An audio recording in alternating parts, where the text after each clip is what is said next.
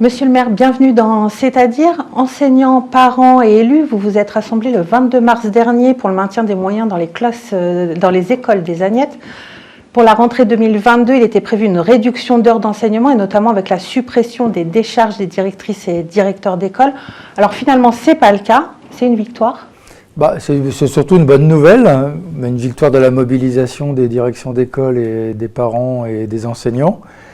J'ai revu Madame la directrice de la DAZEN qui m'a assuré que c'était une erreur administrative qui n'aurait pas dû se faire, donc tant mieux.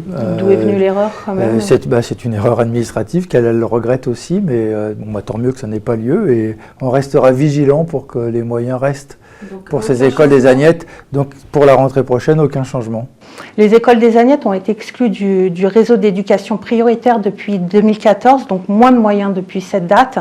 Pourquoi? Qui est-ce qui l'a décidé? Moins de moyens, non, justement, ça faisait partie des choses. S'ils avaient supprimé les CAP, il y aurait eu moins de moyens. C'est-à-dire que l'éducation nationale s'est engagée à maintenir les moyens. Alors, c'est vrai que petit à petit, ils rognent, mais ça aurait été un gros coup s'ils avaient supprimé les décharges. Ce qui a conduit à supprimer, c'est une absurdité, c'est-à-dire que les écoles élémentaires dépendent d'un collège. Là, c'était le collège Pasteur.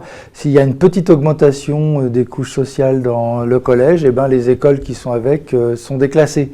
Ce qui est absurde puisque le quartier des Agnettes est quartier en rue et donc mérite d'avoir les moyens. Donc c'est pour ça que c'était important de conserver les moyens pour les Agnettes. Mais là, donc, il y a les mêmes moyens pour les Agnettes. Pour l'instant, les décharges sont conservées, les points aussi, il semblerait, pour les enseignants. Donc, mais il faut être vigilant. Donc la difficulté des élèves, c'est pas accentué suite à cette... La difficulté des élèves s'accentue parce que la période de confinement fait qu'il y a des enfants qui ont beaucoup trinqué et ce qu'on appelle un traumatisme qui a lieu avec cette Covid fait que les enfants, 1 an ou 2 ans après, peuvent aussi développer des symptômes. Et donc, c'est pour ça que c'était grave s'il y avait eu la suppression de ces moyens. On a besoin de ces moyens. C'est vrai pour le lycée, c'est vrai pour le collège et c'était vrai pour l'élémentaire. Ça grogne aussi au collège Guy Môquet contre la baisse des moyens. Est-ce qu'il s'agit d'heures d'enseignement en moins aussi et la suppression de dispositions d'aide? C'est pourtant un collège en REP+. Oui. Alors pourquoi?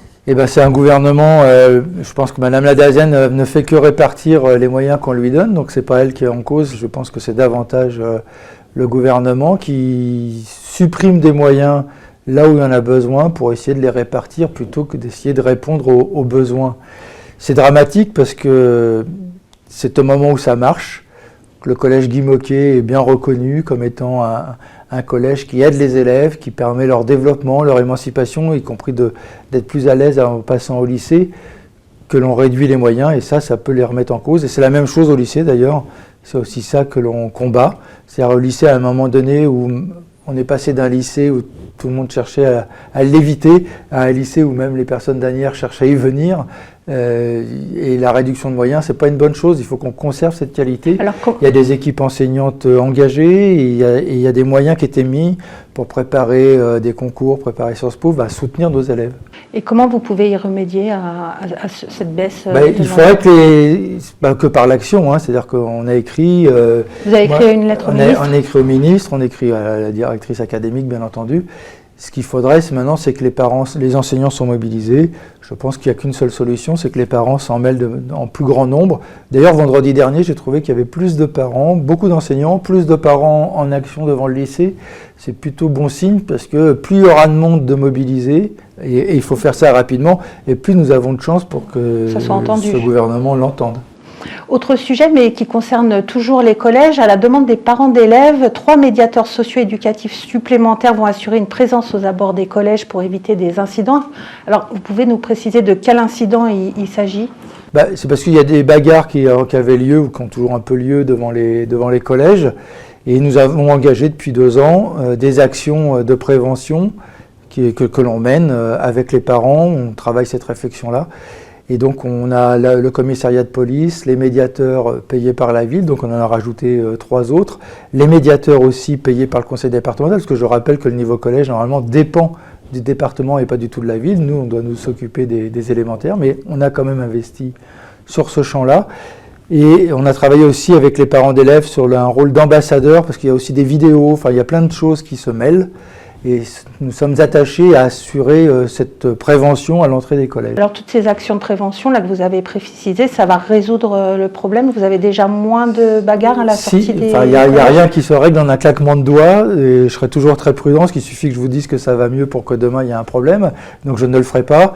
Par contre, on fait tout pour éviter les problèmes. Pour l'instant, c'est plutôt bien, et on n'est pas au bout de nos efforts. On va continuer à investir dans ce champ, notamment en facteurs humains, et de relations et de coordination entre tous les acteurs qui entourent ces enfants d'un point de vue éducatif, parce que je crois que c'est une question éducative aussi. Et les parents d'élèves sont satisfaits de ces actions? En tout cas, ceux qu'on rencontre trouvent qu'on fait des choses, et pas mal de choses. Et si on compare avec beaucoup d'autres villes, c'est comme d'habitude, on fait quand même plus qu'ailleurs, parce qu'il n'y a pas beaucoup de villes qui payent des médiateurs à l'entrée ou à la sortie des collèges.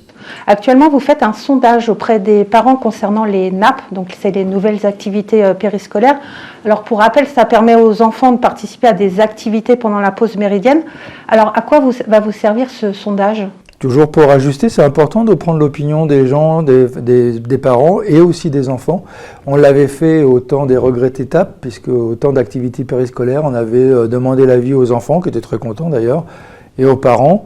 Et donc là, on continue sur les NAP pour continuer d'améliorer notre dispositif, voir si on a besoin aussi de communiquer davantage, parce que certainement il y a plein de parents qui ne savent pas ce que l'on fait, qui ne savent même pas que les NAP existent. Donc le questionnaire est aussi un moyen sur le fait qu'ils s'interrogent eux-mêmes sur ce qui est fait pour leurs enfants à l'école, par la ville, en activité périscolaire.